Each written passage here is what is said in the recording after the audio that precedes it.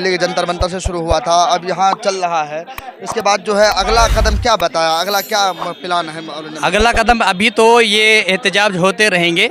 अभी यहाँ हुआ है, फिर बिहार में होगा, ऐसे चलता रहेगा सिलसिला। अभी तो हमें फ़िलहाल कोर्ट का इंतज़ार है, कोर्ट के फैसले का जो हतमी फ़ैसला होगा उस पर हमें पहले हम इसका इंतज़ार करेंगे कि क्या कोर्ट हमारे हक़ में फ़ैसला करती है। अभी तो हम कोर्ट के जो फैसले आ रहे हैं उसी पर मुझे बहुत खुशी हो रही कि कोर्ट हमारे साथ है और मुझे हक़ देने की पूरी कोशिश कर रहा है कोर्ट। लेकिन अभी जो हतमी फ़ैसला है वो नहीं आया हुआ है।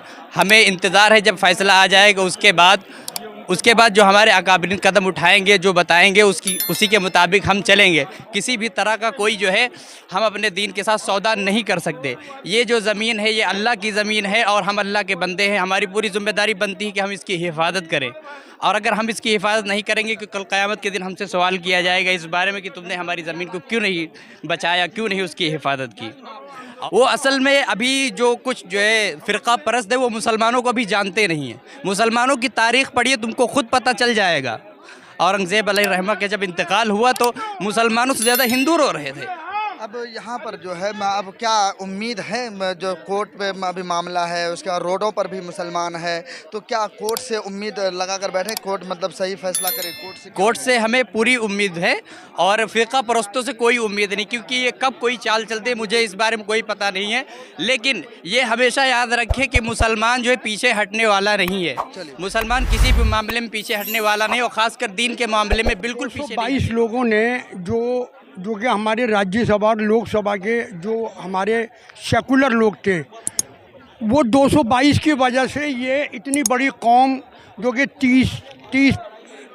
30 करोड़ से भी ज़्यादा कौम है, तो वो उन्हीं की वजह से रुकी हुई है।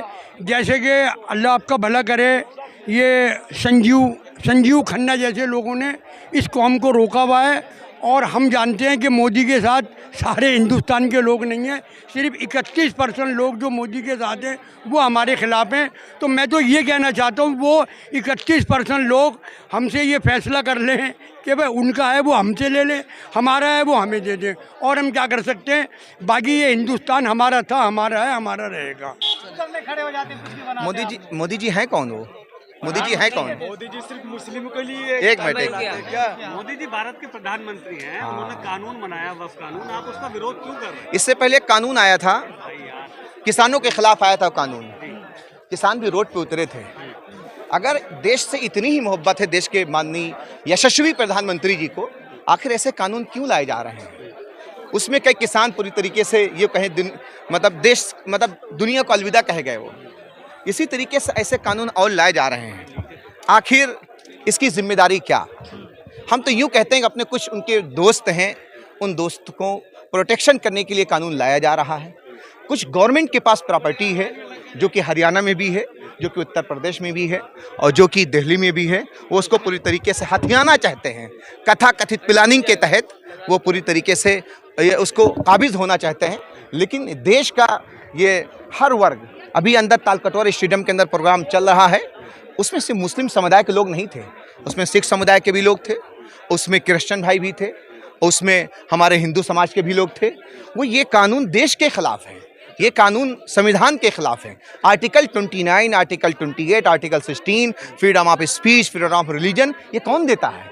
ये हमारा देश हमें अधिकार देता है। जिस तरीके से संविधान के अंदर एक संसद भवन के अंदर एक आवाज़ उठाई जाती है, उसी तरीके से जब अगर सरकार हमारी पूरी तरीके से सत्ता के नशे में जमहूरियत को तार-तार करे, आप अपनी आवाज़ को सड़कों पे आकर विनम्रतापूर्वक सहनशीलता से आप आवाज़ उठा सकते हैं। आप कानून का विरोध क्यों कर रहे हैं? सीए का आपने विरोध करा, किसान आंदोलन का विरोध करा, इसमें भी विरोध शुरू हो गया। सरकार समझा नहीं पा रही है, आप समझ नहीं पा रहे हैं उसकी बात। हमने हर कानून का नहीं किया है ये, पहले आप वो करिए। हमने देश के लोग इस बात, आप बार बार इस बात को इंडिकेट कर रहे हैं कि मुसलमान इस कानून का विरोध कर रहा है।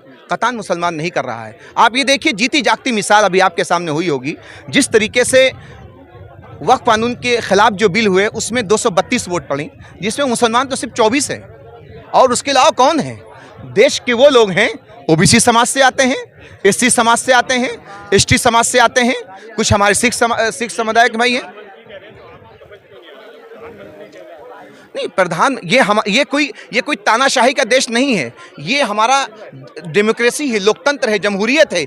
इसीलिए हमें संविधान ने राइट दिया है, अगर राजा आपका चोर उचक्का हो जाए तो आप आकर अपनी आवाज़ को उठा सकते हैं। इसीलिए 232 लोगों ने आवाज़ उठाई है, उसमें सभी समाज के लोग के साथ आवाज उठा रहे हैं।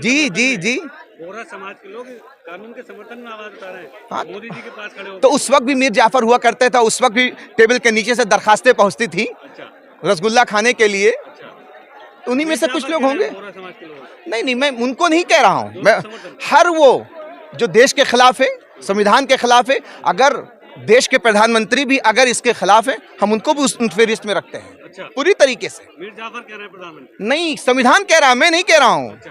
हम तो एक संविधान के रिप्रेजेंटेटिव हैं। ये कह रहा हूँ उनको अपने दोस्तों को हक दिलवाना है। मुंबई में एक मकान बना है, आप लोग को पता है? कोई बताएगा? आप लोगों ने कोई क्या मोदी की जिससे कोई सवाल किया? कोई चैनल अभी तक क्या मोदी जी से सवाल किया है? आप लोग देश के चौथा स्तंभ हैं। महिलाओं को हक दिलाने में थोड़ा बहुत फायदा उधर भी हो जाएगा, क्या दिक्कत है? थोड़ा नहीं, पूरा होना चाहिए। वो तो पूरे पे लगे हुए हैं, अच्छा। पूरी प्रॉपर्टी देने के चक्कर में लगे हुए हैं। आप उनसे भी सवाल पूछिए। लेकिन आप लोग सुप्रीम कोर्ट पर तो भरोसा रखिए ना, एहतजाज की क्या जरूरत है? भाई 1992 वाला मामला तो याद ही है आपको ना? अच्छा, कितने वो कोई भी मामला आपके सामने है, आस्था के बिना में किस तरीके से फैसला सुना दिया गया वहाँ पर।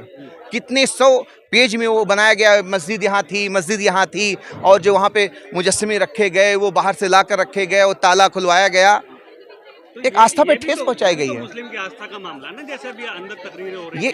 ये दोस्तों की आस्था का मामला है। वो मकान गिरेगा तो आस्था की बात आ रही है, ठेस हो रहा है, उनको दिक्कत हो रही है। बहुत सारे ऑफिसर्स बने हैं, बहुत सारे ऑफिसर बने हुए हैं।